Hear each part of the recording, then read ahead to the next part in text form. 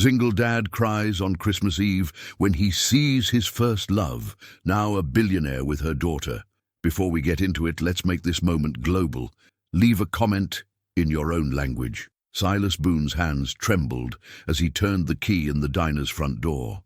December 24th, 11:47 at night, and he was the last one out as usual.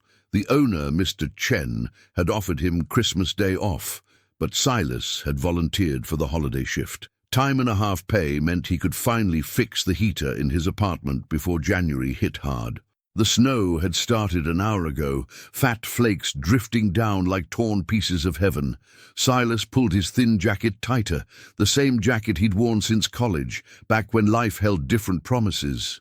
At 34, he'd learned that promises were just words people said before they left. He was halfway to the bus stop when he heard it.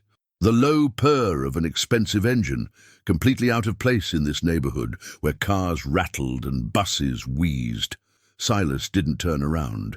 Rich people sometimes got lost on their way to the theater district, and he had a bus to catch. "Silas?"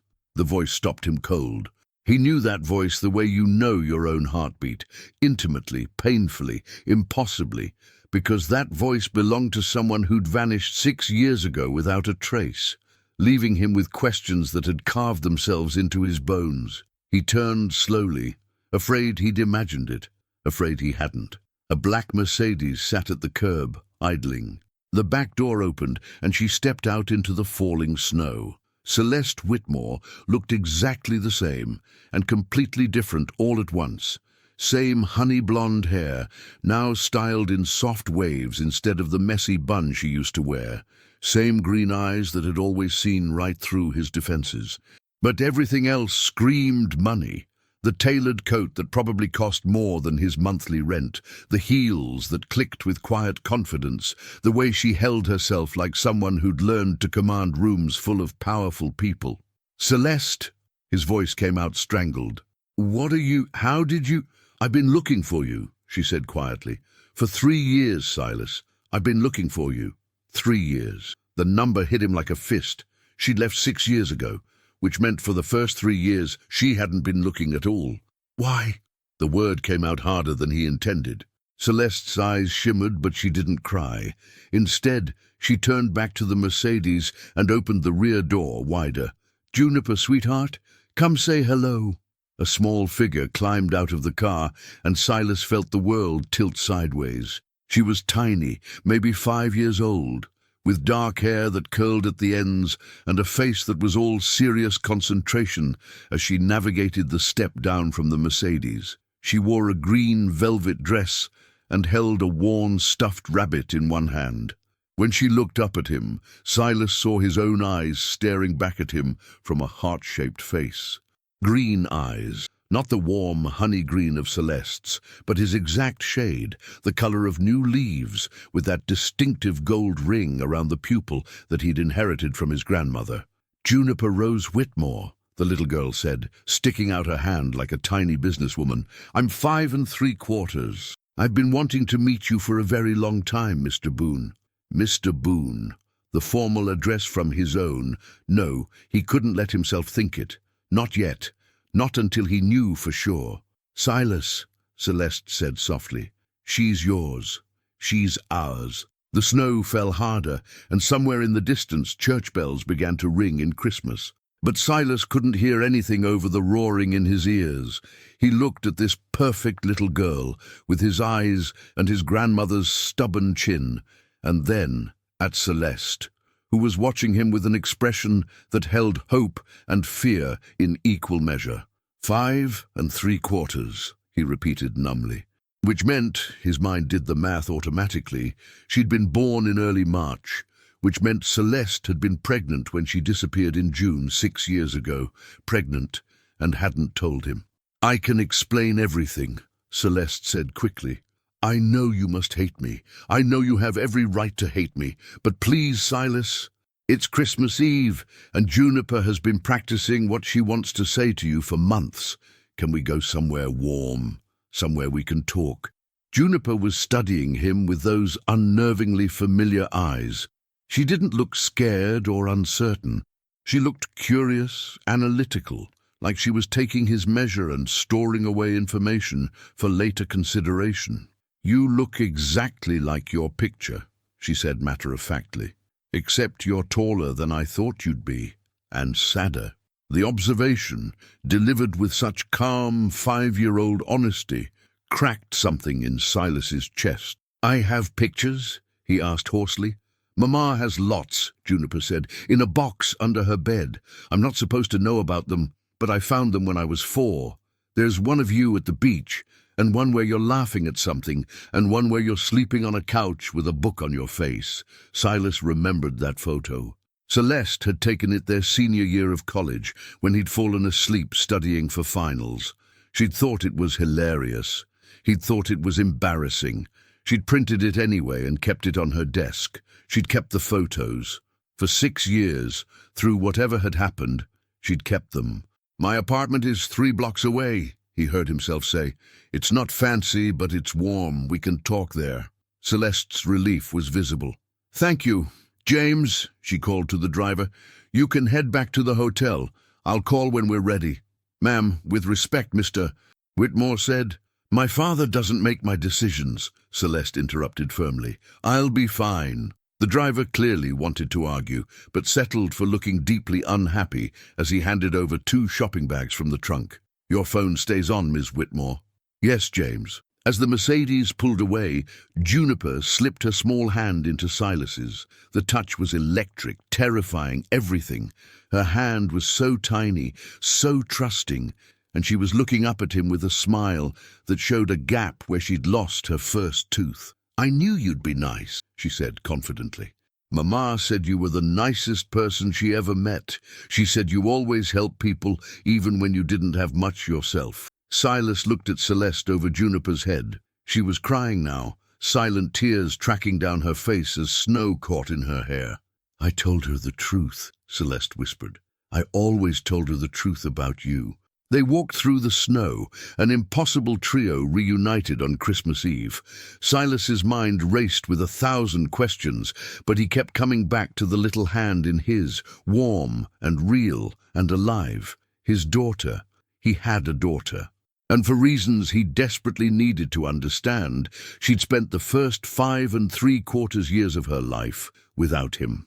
When they reached his building, Juniper looked up at the 6-story walk-up with interest rather than judgment. "Is this where you live? Do you have a Christmas tree?" "No tree this year," Silas admitted, fishing for his keys. "But I have hot chocolate mix, the good kind with marshmallows." "I love marshmallows," Juniper announced. "Mama says I can only have them on special occasions because too much sugar makes me hyper. But I think Christmas Eve counts as special, don't you?" "Definitely special," Silas agreed, his voice rough. As they climbed the stairs to his 3rd-floor apartment, Juniper chatted about Christmas and marshmallows and how her rabbit's name was Professor Fluffington because he looked very wise. Celeste stayed quiet, carrying the shopping bags, and Silas could feel her tension radiating like heat. His apartment was exactly what it looked like. The home of a man barely keeping his head above water. The furniture came from thrift stores, the walls needed paint, and the kitchen was roughly the size of a closet.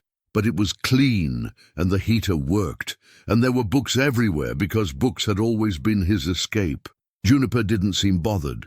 She set Professor Fluffington carefully on the sagging couch and began examining Silas's bookshelf with intense interest. "You have a lot of books," she observed. "I like books too. I can read chapter books now. Mama says I read at a 3rd-grade level, but I'm only in kindergarten." "Juniper is gifted," Celeste said quietly. "Exceptionally so. Her IQ tested at 147. Silas absorbed this as he filled a kettle with water. His daughter was brilliant. Of course she was. Celeste had always been the smartest person he knew, and he'd done well enough in school himself. "I'm not as smart as Mama, though," Juniper said, pulling out a worn copy of Charlotte's Web. "Mama's IQ is 162. She built a whole company from nothing, Whitmore Analytics. We help businesses predict market trends using something called machine learning and predictive algorithms. I don't totally understand it yet, but I will when I'm older." Silas's hand stilled on the kettle. "Whitmore Analytics? The Whitmore Analytics?" Everyone who read business news knew Whitmore Analytics. The company had revolutionized market prediction, had contracts with half the Fortune 500, and had made its 27-year-old founder one of the youngest self-made millionaires in the country.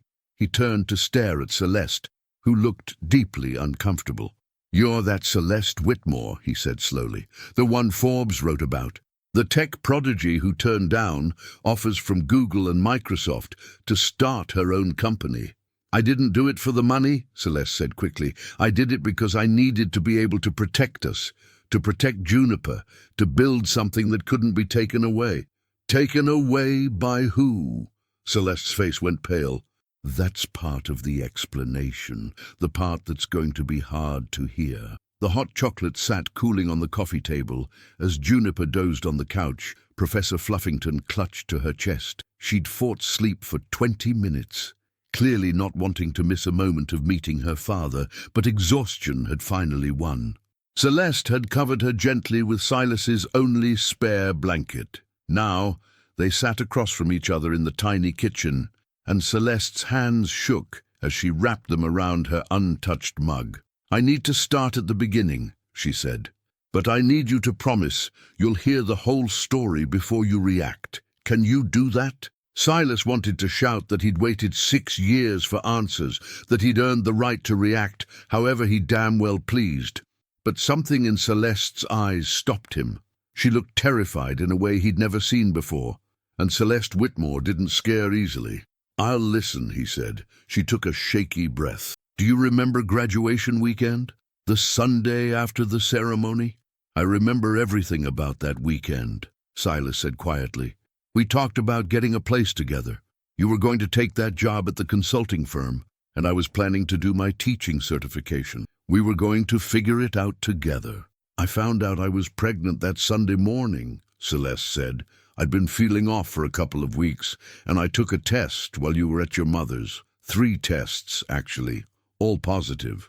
Silas tried to process this. "And you didn't tell me." "I was going to," she said quickly, "that same day. I was terrified, but also excited because I knew you'd be an amazing father. You were always so good with your niece, and you had this way of making people feel safe. I wanted that for our baby." "So, what changed?" Celeste's voice dropped to barely a whisper. "My father found out first." The name landed like a stone. Richard Whitmore. Silas had met him exactly once, during Parents' Weekend, their sophomore year. He'd been cold, calculating, and had made it very clear he thought Silas, a scholarship student from a poor family, wasn't good enough for his daughter. "He had someone following me," Celeste continued. "I didn't know it then, but he'd been monitoring me since freshman year. He knew everything, where I went, who I talked to, how I spent my time. When I bought those pregnancy tests, his investigator knew within hours." "That's insane," Silas breathed. "That's my father." Celeste's laugh was bitter. "He came to my apartment that afternoon, brought his lawyer and his investigator with him. He had papers, Silas, legal documents already drawn up. He'd done research on you, your background, your family's finances, your mother's medical bills." Silas felt ice forming in his stomach. His mother had been diagnosed with MS when he was in high school. The medications were expensive, and they'd burned through their savings paying for her care. "He said he'd sue your mother for some trumped-up debt," Celeste said, and now she was crying openly. Something about a loan from a church charity that she'd supposedly misused. It was completely fabricated, but his lawyer showed me how they'd set it up to look real. Your mother would have spent years in legal hell, probably lost everything. The stress alone could have killed her. "He blackmailed you," Silas said numbly. "He said if I disappeared from your life completely, no explanation, no contact, no goodbye, he'd leave your family alone. If I tried to contact you or tell you about the baby, he'd destroy your mother. And he had the resources to do it, Silas. My father owns 3 law firms and has judges in his pocket. He could have made your lives a living nightmare." The room spun. All these years, Silas had thought Celeste had simply stopped loving him, that he hadn't been enough, hadn't been interesting enough, hadn't been worth staying for. He'd carried that rejection like a stone in his chest, had built his entire self-image around the idea that he was someone people left. "I had to make a choice," Celeste whispered. "You and your mother's safety, or my own happiness. It wasn't even really a choice." "You should have told me," Silas said hoarsely. "We could have fought him together." "Or with what resources? With what power? My father had already frozen my trust fund and cut me off from the family money. You were 22 with student loans and a sick mother.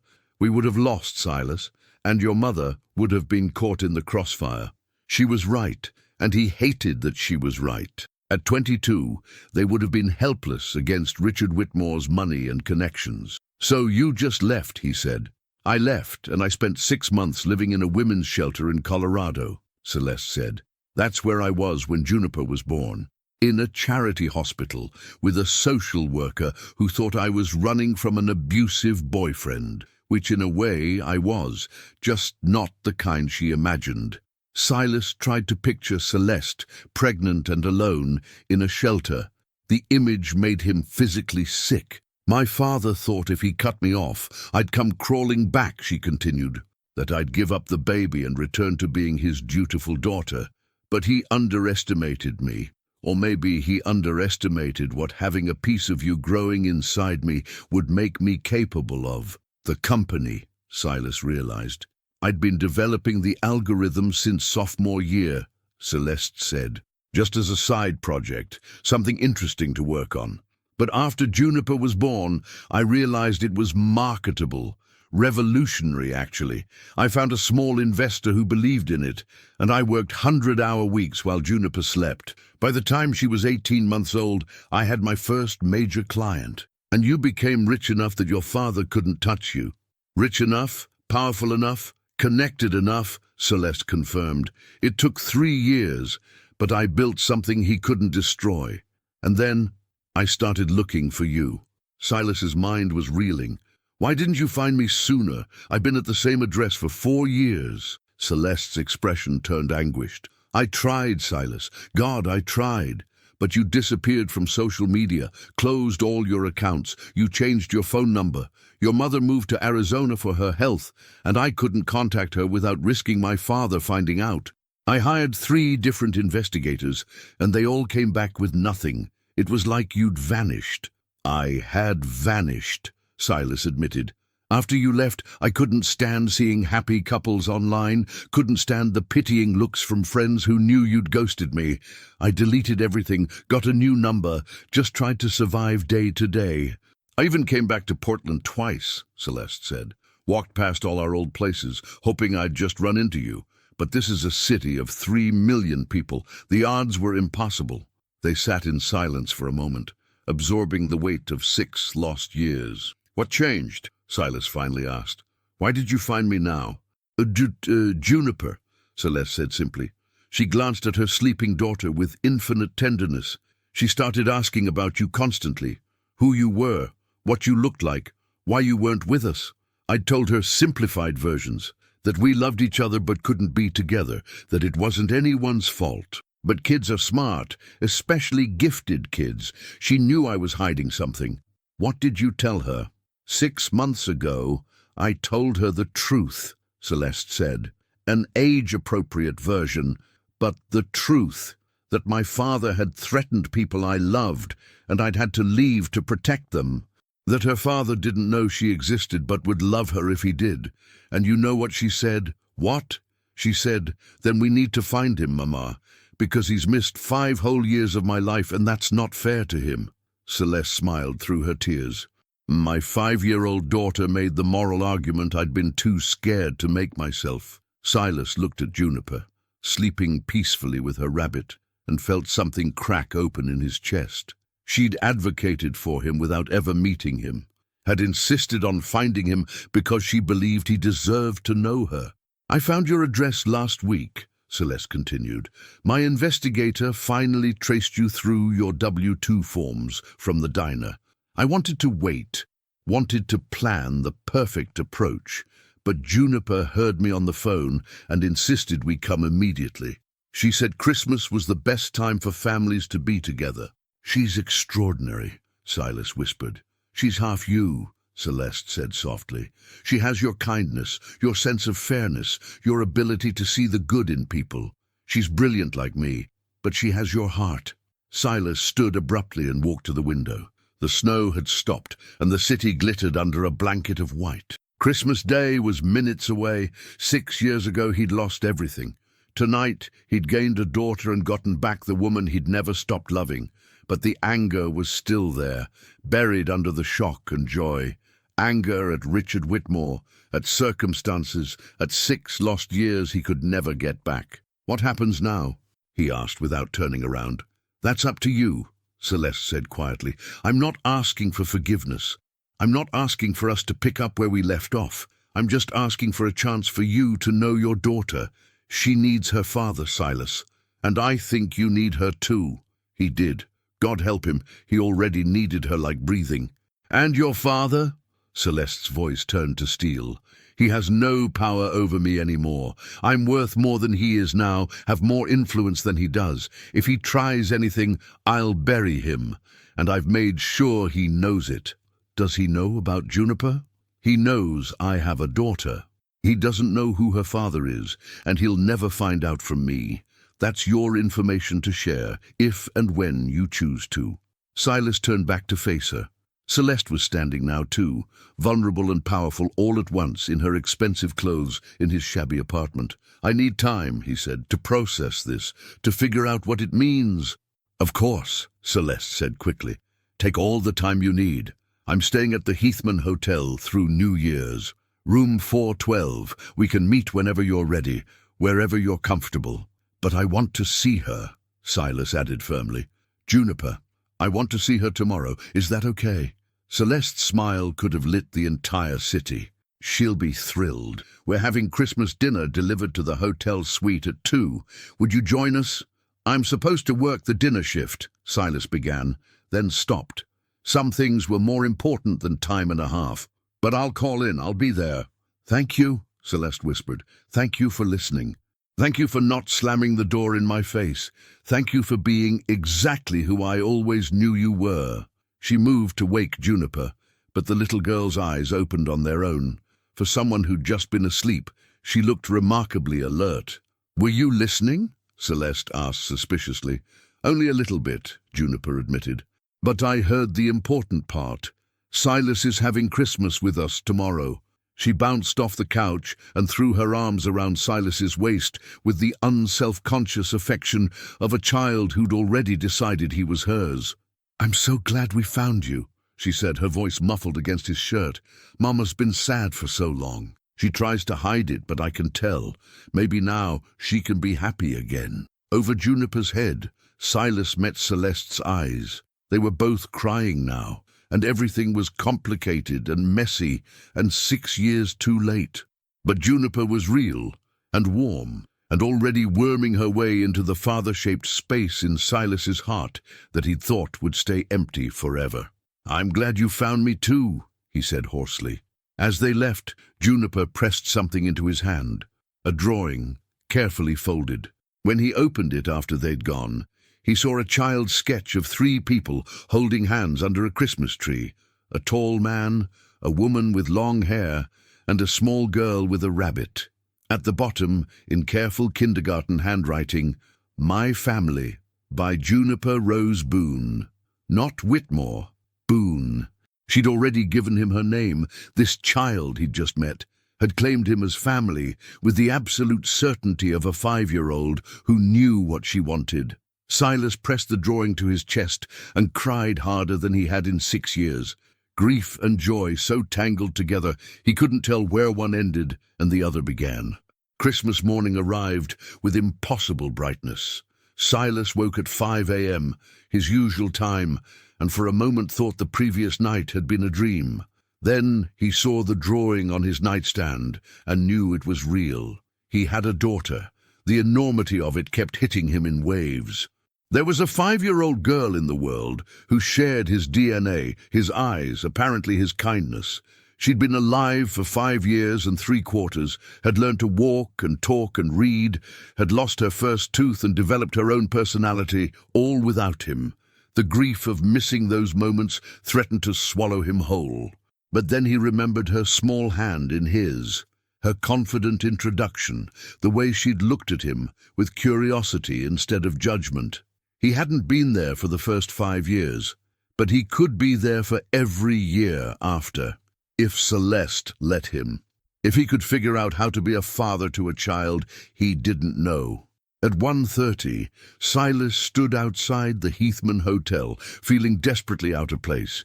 He'd worn his best clothes, which meant khakis he'd bought at Target 2 years ago, and a button-down shirt that had seen better days.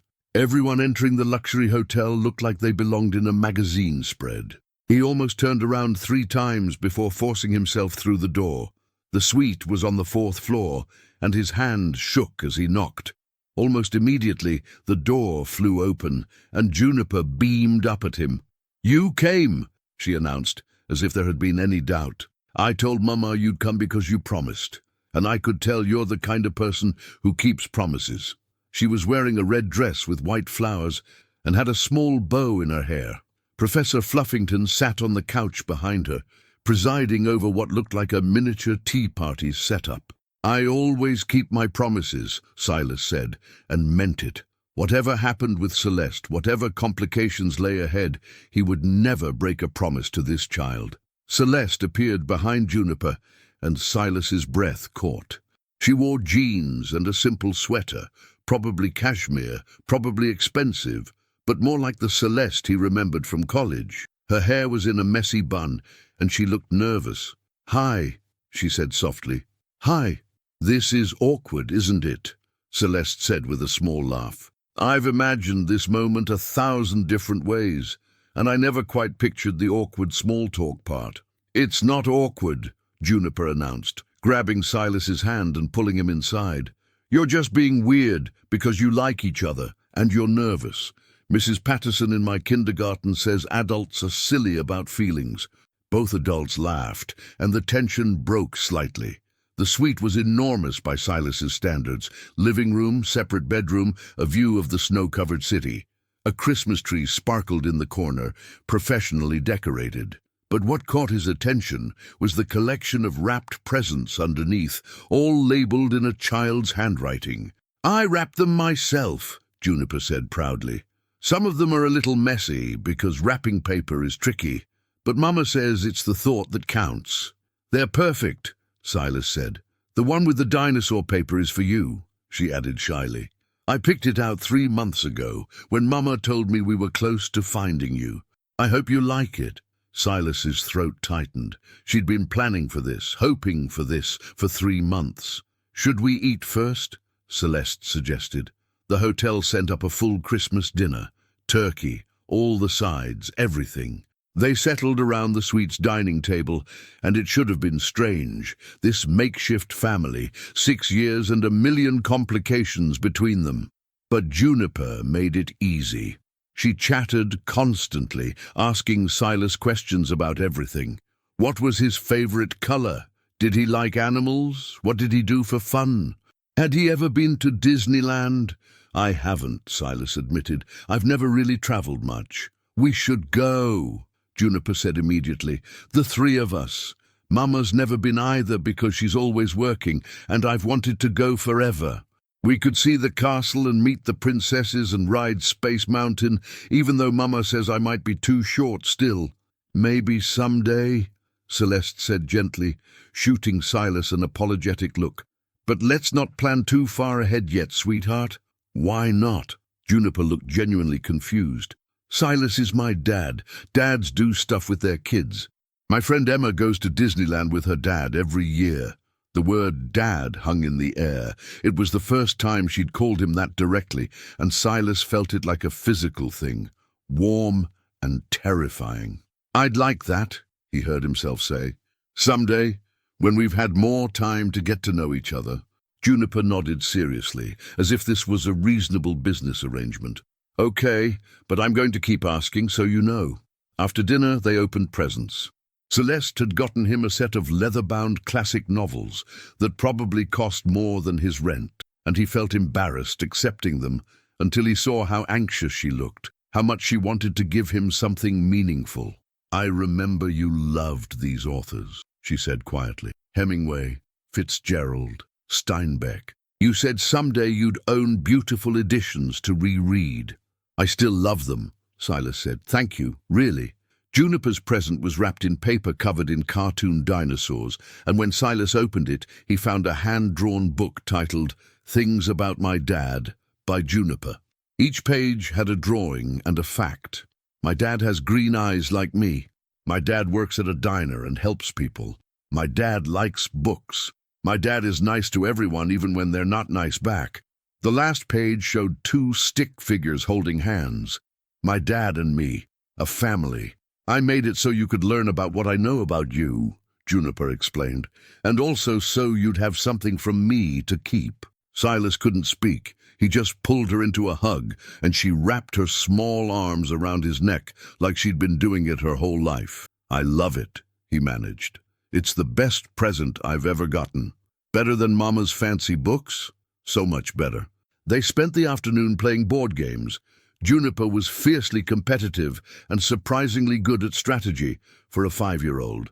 Celeste mostly watched, and Silas caught her staring at them several times with an expression of longing so intense it hurt to witness. Around 5, Juniper started yawning. The excitement and late night were catching up with her.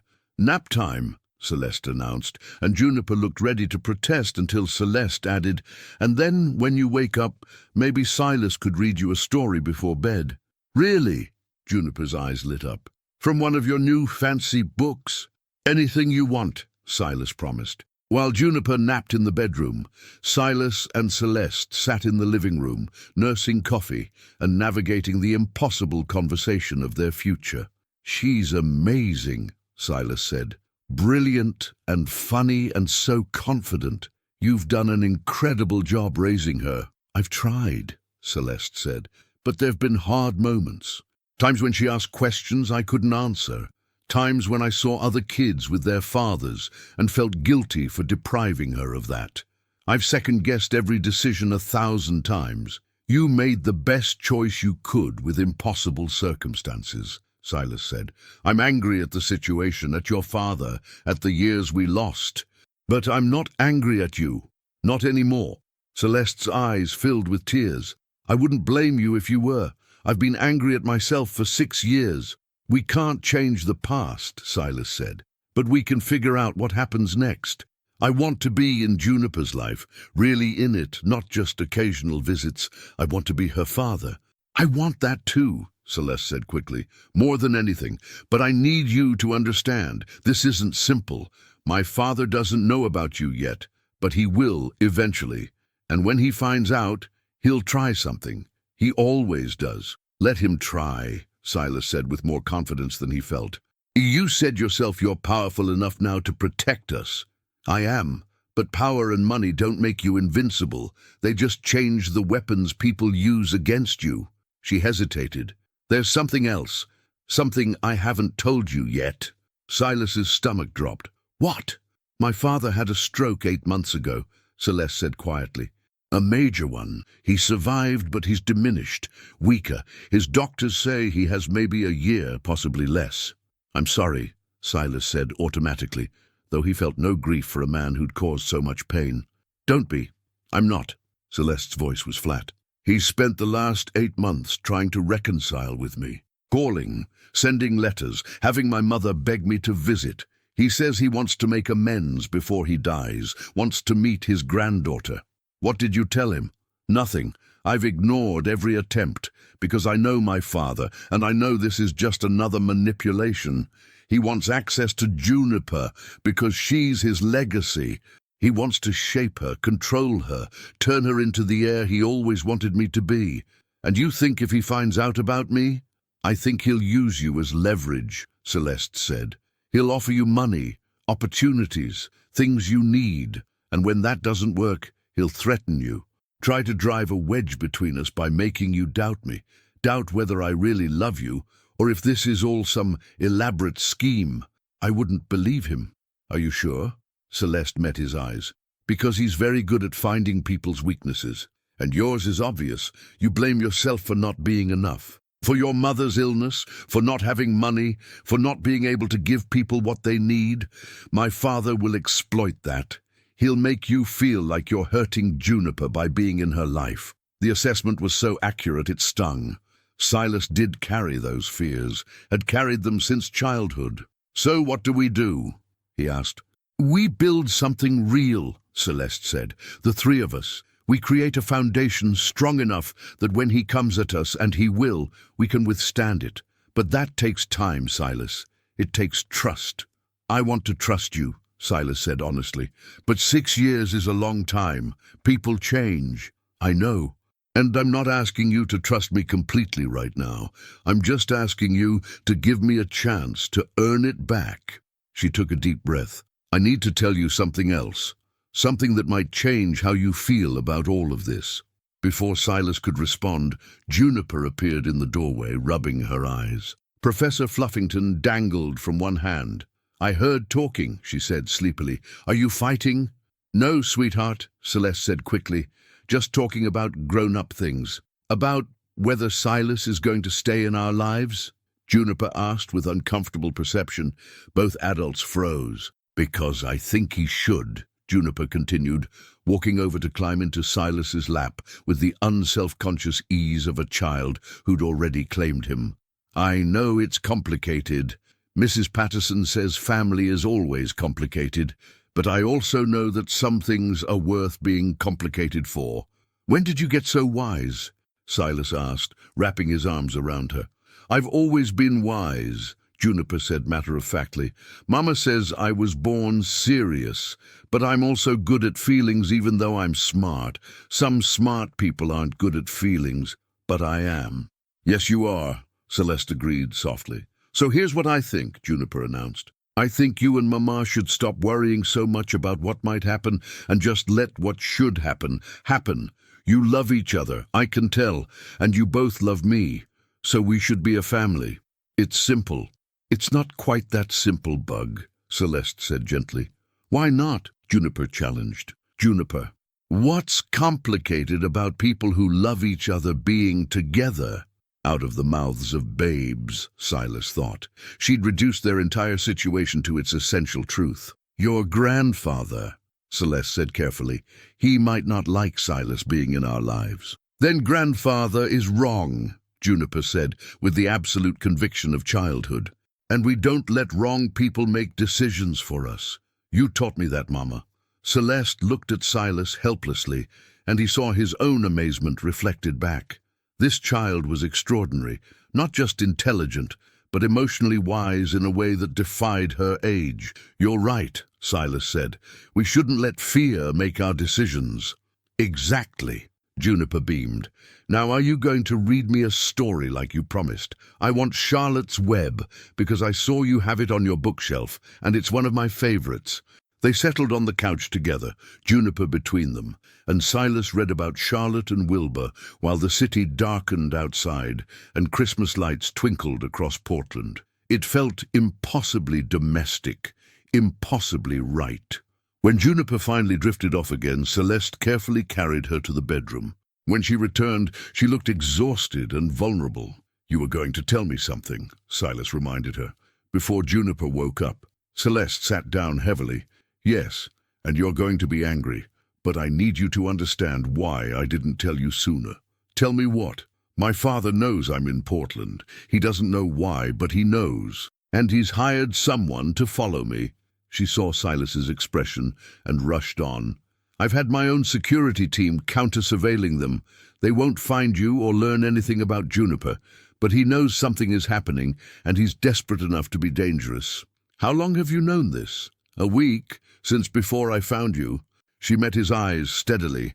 "And I came anyway, because Juniper wanted to meet you, and I was tired of letting my father's shadow dictate my life. But I need you to understand the risk.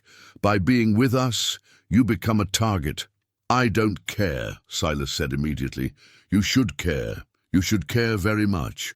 Because my father has destroyed people before, and he'll try to destroy you too." "Then we'll fight him together," Silas said, "like we should have 6 years ago." We're not kids anymore, Celeste said. We have resources now, leverage, but we also have Juniper to protect, and she has to be the priority always. She will be, Silas promised. Whatever happens, whatever we face, she comes first. Celeste studied him for a long moment, then nodded. Okay, then let's do this. Really do this. Be a family, messy and complicated as it might be. Are you asking me to be with you? Silas asked carefully, or just asking me to be Juniper's father? I'm asking for a chance, Celeste said quietly. I'm not expecting you to fall back in love with me overnight. I know I destroyed your trust, but I never stopped loving you, Silas. Not for one day in 6 years, and I'd like the opportunity to prove that, if you'll let me. Silas thought about the photographs she'd kept, the company she'd built to protect their daughter, the 3 years she'd spent searching for him. He thought about Juniper's drawing, her absolute certainty that they should be a family. I never stopped loving you either, he admitted. Even when I hated you for leaving, even when I tried to move on, you were always there, like a ghost I couldn't shake. So, where does that leave us? Taking it slow, Silas said, getting to know each other again, figuring out how to be parents together, and seeing if what we had can become something new. Celeste smiled, really smiled, for the first time since she'd stepped out of the Mercedes the night before. I can work with slow. They talked until almost midnight, making practical plans. Silas would visit 3 times a week initially, building a relationship with Juniper. Celeste would set up a trust fund for him. He started to protest, but she insisted it wasn't charity, just ensuring he had the resources to be part of their daughter's life without financial stress. I need you to be able to quit that diner job, she said firmly. Find something you actually want to do. You used to talk about teaching. Is that still something you'd want? I can't afford to go back for certification, Silas began. Yes, you can. That's what the trust is for. Living expenses while you study, tuition, everything. Please, Silas, let me do this. I've had 6 years to build my career. Let me help you build yours. It went against every independent instinct he had, but he nodded. For Juniper, he'd swallow his pride. As he was leaving, Celeste caught his hand. Thank you, she whispered, for not giving up on us before we even had a chance to try. Thank Juniper, Silas said. She's the one who made this feel possible. Walking home through the silent Christmas streets, Silas felt the weight of the day settle over him. 24 hours ago, he'd been alone, resigned to a life of surviving rather than living. Now he had a daughter who wanted him, a second chance with the woman he'd never stopped loving, and a future that terrified and thrilled him in equal measure. But Celeste's warning about her father echoed in his mind. Richard Whitmore was dying, desperate, and according to Celeste, more dangerous than ever. And he had someone following her, trying to uncover her secrets.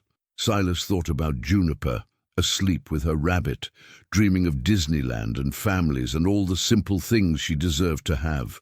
He thought about the hand-drawn book she'd made him, the absolute trust in her eyes. Whatever Richard Whitmore tried, whatever came next, Silas would protect them. He'd failed to fight for Celeste 6 years ago, but he wouldn't fail again. Even if he had no idea yet what weapons he'd need for the battle ahead, 3 weeks changed everything. Silas visited every Monday, Wednesday, and Friday evening, the routine becoming as natural as breathing. Juniper would run to the door when he arrived, launching herself into his arms with complete trust. They'd have dinner together, sometimes takeout, sometimes Celeste cooking, occasionally Silas bringing groceries to make his mother's famous spaghetti recipe. He'd started his teaching certification online, studying while Juniper did her homework beside him at Celeste's dining room table. She'd insisted he move into the guest room of her penthouse apartment, arguing it made more sense than him commuting from his tiny walk-up. He'd resisted for exactly 2 days before the practical benefits won out. Living together felt natural and terrifying. They moved around each other carefully, polite and respectful, both hyper-aware that they were rebuilding something fragile. Sometimes Silas would catch Celeste watching him with Juniper, her expression soft with something that looked like hope. On a cold Tuesday in mid-January, everything shattered. Silas was making breakfast when Celeste's phone rang. She glanced at the screen and went pale. "It's my mother," she whispered. "She never calls unless—" She answered. "Hello?" Silas couldn't hear the other side of the conversation, but he watched Celeste's face crumble. "When?" Long pause. "How bad?" Another pause. "I understand. No, I won't come. I've made my position clear." Her voice hardened. "That's emotional blackmail, and you know it.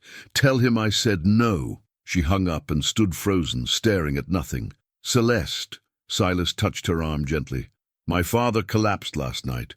Another stroke, massive this time. The doctors say he has maybe 48 hours. Her voice was flat, emotionless. "My mother wants me to bring Juniper to say goodbye. She says he's asking for us, that his dying wish is to meet his granddaughter. What do you want to do?" "Nothing," Celeste said sharply. "I want to do absolutely nothing. He doesn't deserve to meet her. He doesn't deserve forgiveness or peace or closure. He destroyed 6 years of our lives, and now he thinks he can manipulate me with guilt one last time." Juniper appeared in the kitchen doorway, still in her pajamas. "Who's dying?" Celeste and Silas exchanged panicked looks. They'd tried to keep Juniper insulated from the darker aspects of their situation. "My father," Celeste said carefully. "Your grandfather. He's very sick." "The one who was mean to you and Silas?" Juniper asked. She knew the simplified version, that grandfather had made bad choices that kept the family apart. "Yes." Juniper considered this with her characteristic seriousness. "Does he want to say sorry?" "I don't know what he wants," Celeste admitted. "Maybe we should find out," Juniper said quietly. "Mrs. Patterson says everyone deserves a chance to say sorry before they die, even if the sorry doesn't fix anything." "Bug, it's more complicated than—" "I know it's complicated," Juniper interrupted, "but he's still my grandfather. And if he dies without me meeting him, I'll always wonder what he was like. I'll make up stories in my head, and maybe they'll be wrong stories." Silas saw Celeste struggling, saw her armor cracking. "What if I went first?" he offered. "Alone. I could see what his state of mind is, whether this is genuine or another manipulation." "Absolutely not," Celeste said immediately. "That's exactly what he'd want, to get you alone, to work on you without me there, to counter his lies." "Then we all go," Juniper said firmly. "Together. That way nobody can manipulate anybody, because we'll all hear the same things, out of the mouths of babes, again." Silas met Celeste's eyes and saw his own uncertainty reflected back. "Okay," Celeste finally said, "we'll go. But we leave the moment anything feels wrong. And Juniper, you don't have to hug him or be affectionate. You don't owe him anything." "I know," Juniper said, "but maybe he needs to see what he missed. Maybe that's the best punishment." Sometimes Silas forgot she was only 5. The Whitmore estate sat in the West Hills, a sprawling mansion that screamed old money. Celeste's hands were white-knuckled on the steering wheel as they pulled through the gates. "I haven't been here in 7 years," she said quietly. "Not since the day he kicked me out." The door opened before they reached it.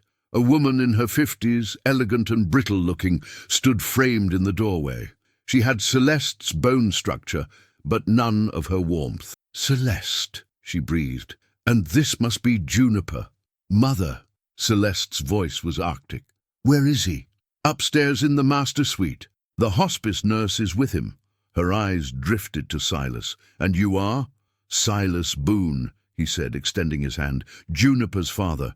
The woman's face went through several expressions: shock, calculation, understanding. "I see. Richard doesn't know." "He's about to find out," Celeste said coldly. "Unless you'd like to run ahead and warn him? Give him time to prepare his attacks." "I deserve that," her mother said quietly. "I deserve your anger. But please, Celeste, he's dying. Whatever he's done, he's still your father. Genetically, perhaps. In any way that matters? No." They climbed the grand staircase, Juniper's hand tight in Silas's. The master suite was enormous, dominated by a hospital bed where a shrunken figure lay connected to various machines. Silas barely recognized Richard Whitmore from that one meeting years ago. The stroke had ravaged him, left him a shadow, but his eyes were still sharp, still calculating as they fixed on Celeste. "Daughter," he rasped, "you came." "I'm here for Juniper," Celeste said flatly. "Not for you." His gaze shifted to the little girl, and something flickered across his face. "My granddaughter. She looks like you did at that age." "She looks like her father," Celeste corrected. "Silas Boone. Remember him, the man you threatened, the man whose mother you tried to destroy." Richard's eyes found Silas, and even dying, his stare was venomous. You're why she threw away her future." "I'm why she found her future," Silas countered. "Everything she's built, everything she's become, happened because she was protecting our daughter from you." "I could have given her everything," Richard wheezed. "Power, connections, wealth. Instead, she chose poverty and struggle." "She chose love," Silas said simply. "Something you've never understood." "Grandfather," Juniper said suddenly, stepping forward, "do you know what Mama's company is worth now?" Richard's gaze shifted to her, surprised. $840 million, Juniper continued matter-of-factly. "That's more than your company, which is only worth $612 million. I looked it up. So actually, Mama didn't throw away her future. She built a bigger one than you ever gave her." Silas had to suppress a smile. His daughter had just casually destroyed Richard Whitmore with facts and figures. Richard's face twisted. "Clever. Too clever. That's always been the problem with the Whitmore women. Too smart for their own good." "Being smart is never a problem," Juniper said seriously. "Being mean is a problem. You were mean to people I love. That's hard to forgive." "I was protecting our family," Richard rasped. "No," Celeste said, her voice shaking. "You were protecting your ego. You couldn't stand that I loved someone you considered beneath us. You couldn't stand losing control. I was protecting you from making a mistake." "Silas wasn't the mistake. You were." Celeste moved closer to the bed. "I came here hoping you'd apologize, hoping you'd show some shred of humanity before you died. But you can't, can you? Even now, even facing death, you can't admit you were wrong." Richard's breathing grew labored. "I did what any father would do."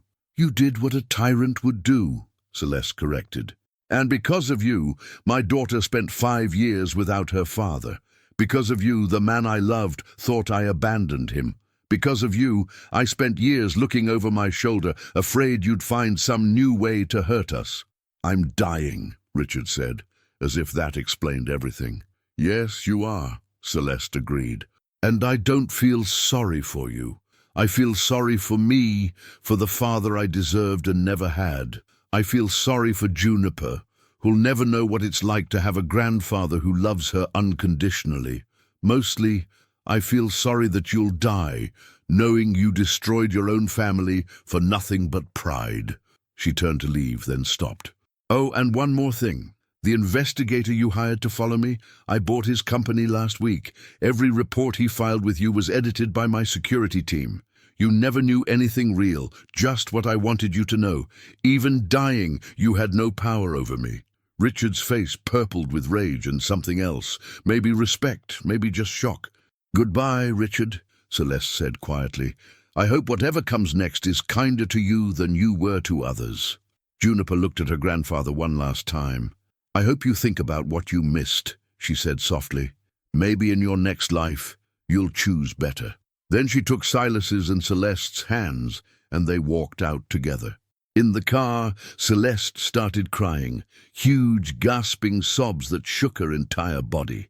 Silas pulled over and held her while Juniper climbed into the front seat to wrap her small arms around her mother's neck. "It's okay, Mama," she whispered. "It's okay to be sad even when someone was mean. That's what makes you good." They sat there until Celeste's tears subsided, until she could breathe again. "I thought I'd feel relieved when he died," she finally said. "But I just feel empty, like I've been fighting so long I don't know how to stop." "Then we'll figure out how to stop together," Silas said. "All 3 of us. All 3. Richard Whitmore died that night, alone, except for the hospice nurse.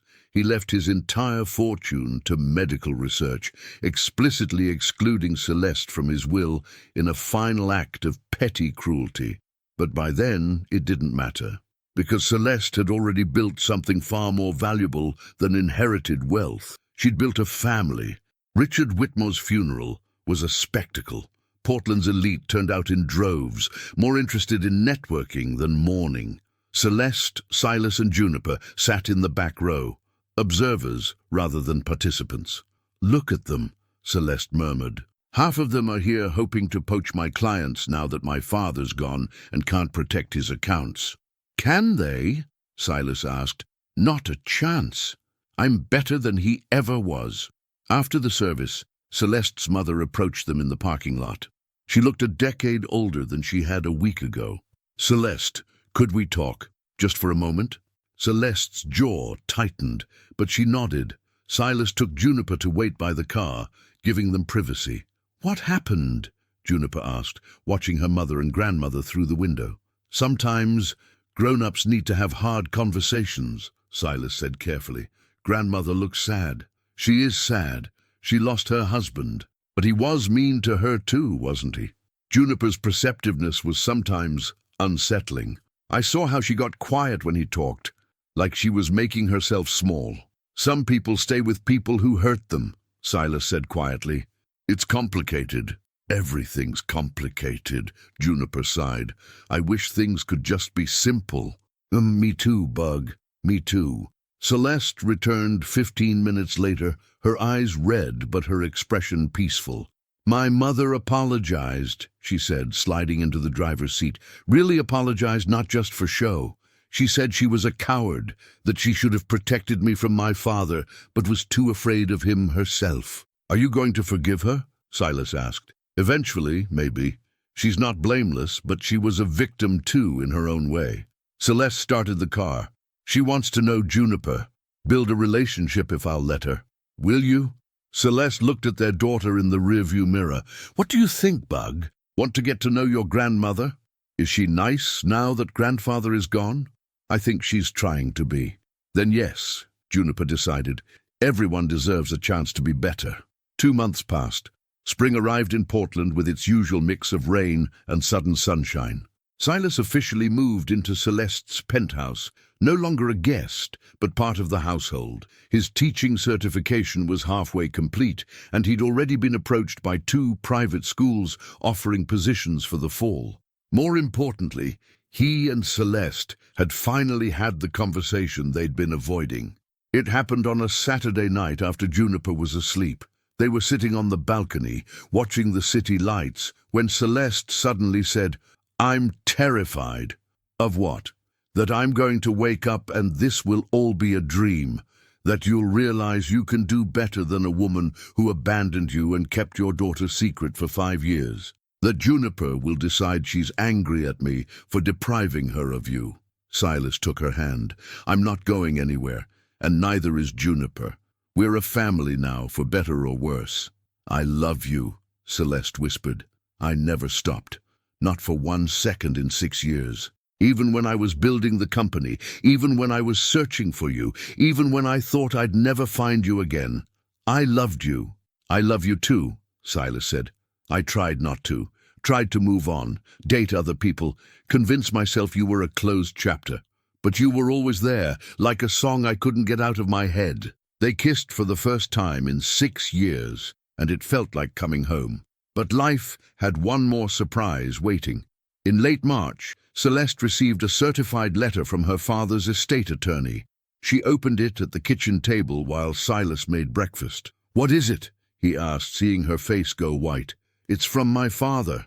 He wrote it a week before he died." Her hands shook as she read. "Oh my God! What?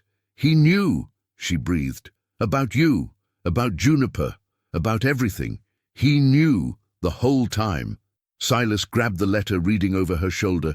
"Celeste, if you're reading this, I'm dead. Good. I was a bastard in life, and I deserve whatever hell awaits me. I knew about Boone, knew you found him, knew about your little Christmas reunion.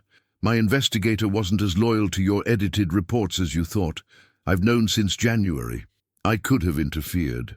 Part of me wanted to, but that last stroke changed something. Maybe facing death makes you honest, or maybe I just ran out of energy for cruelty. You built something remarkable, Celeste. Not just the company, though that's impressive, but the life you've made.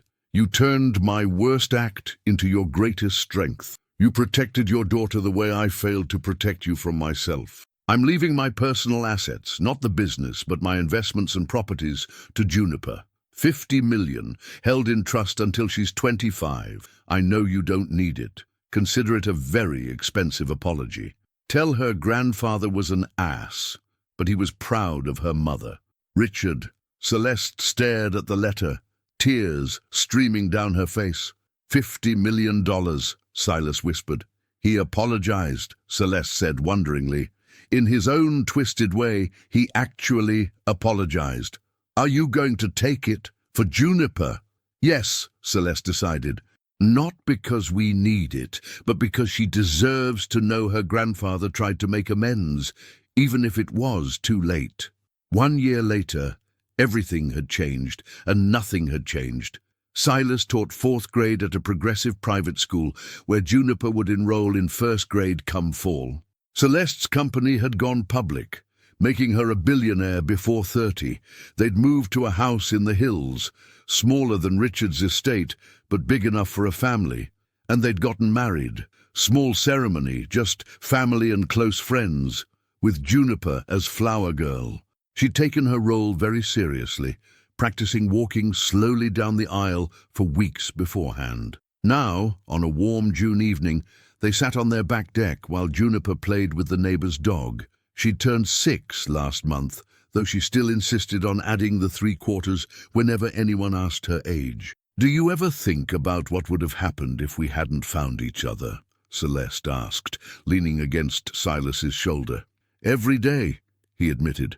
I think about the man I was a year ago, going through the motions, surviving but not living. And then I look at what I have now and can't believe it's real. It's real, Celeste promised. Messy and complicated and sometimes hard, but real.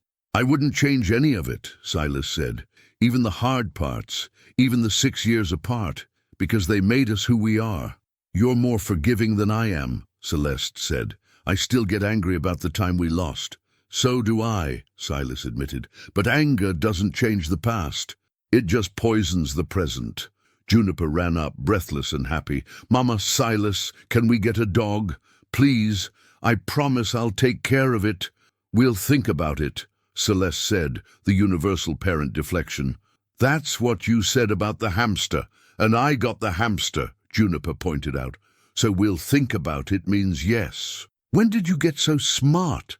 Silas laughed. I've always been smart, Juniper said with perfect 5-year-old confidence.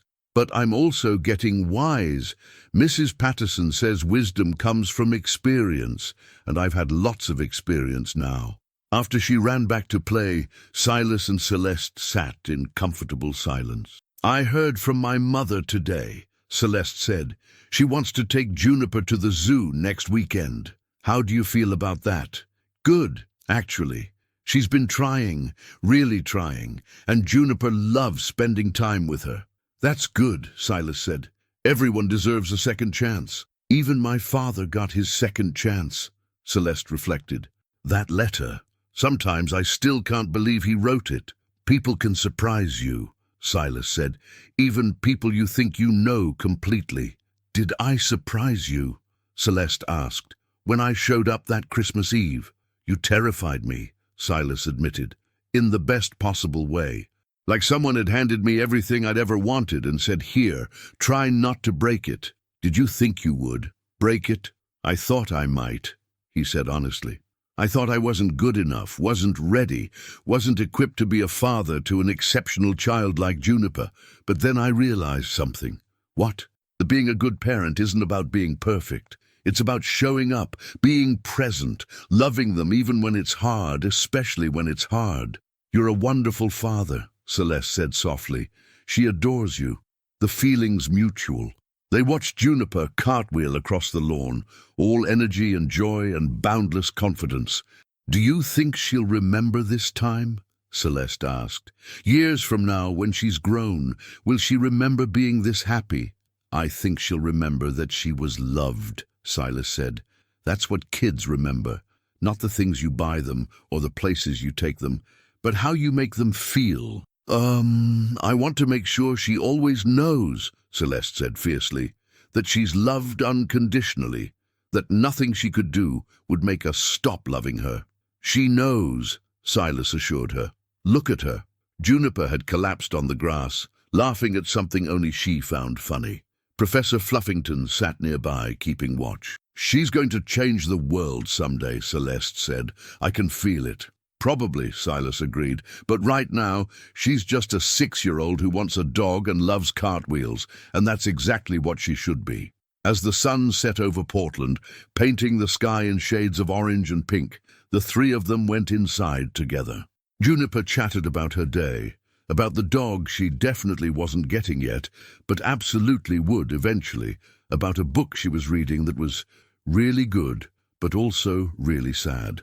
Silas made dinner while Celeste helped Juniper with her homework. They ate together, laughing at Juniper's jokes, listening to her theories about why clouds were different shapes.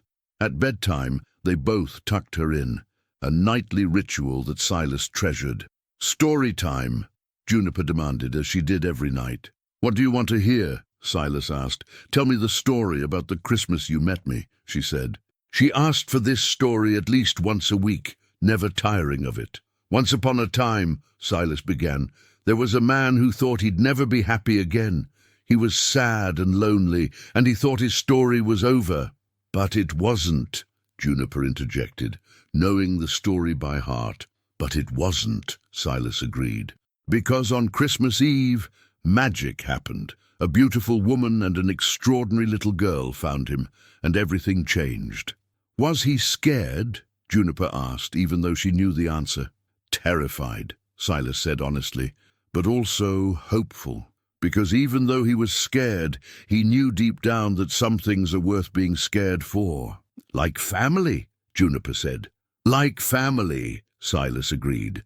"And they lived happily ever after?" Juniper asked, even though this wasn't quite the ending.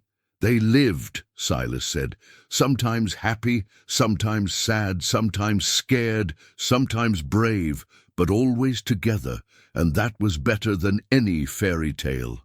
Juniper smiled and closed her eyes. "I'm glad you found me, Silas. I'm glad you found me too, Bug." In the hallway, Celeste took his hand. They stood there, two people who'd lost each other and found their way back, stronger for the journey. "Thank you," she whispered. "For what?" "For forgiving me, for loving Juniper, for giving us a second chance." "Thank you for never giving up," Silas countered, "for building a life strong enough to protect our daughter, for finding me when I'd stopped hoping to be found." They went to their room, but before sleep, Celeste asked one more question. "Do you ever wish things had been different, that we'd never been separated?" Silas thought about it carefully. "Sometimes. But then I think about who we both became during those years. You built an empire. I learned to survive on my own. And Juniper grew into this incredible person because you raised her with such love and strength. You think we needed the separation. I think we survived it," Silas said. "And survival makes you appreciate what you have. We don't take each other for granted. We don't assume tomorrow is guaranteed.